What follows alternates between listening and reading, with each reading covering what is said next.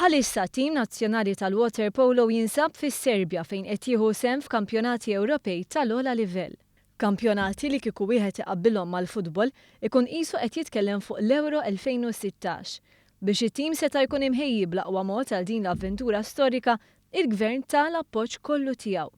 Iżda lejliet dan l-avveniment, id-Deputat Nazzjonalista David Agius prova jdaħħal il-politika fl-isport ukoll. Xi ħaġa li kienet innotata b'dispjaċir meta fis-Serbja it-tim iltaqa' mal-Prim Ministru li qiegħed fuq żjara uffiċjali f'dan il-pajjiż u se jmur ukoll lil Montenegro.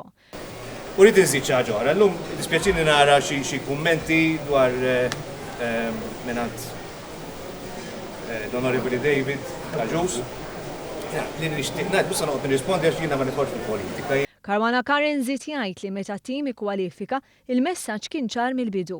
Il-Prim Ministru u s-Segretarju Parlamentari Christ Agius bagħtu l-messaġġ li l-Gvern kien lest jassisti b'kull mod.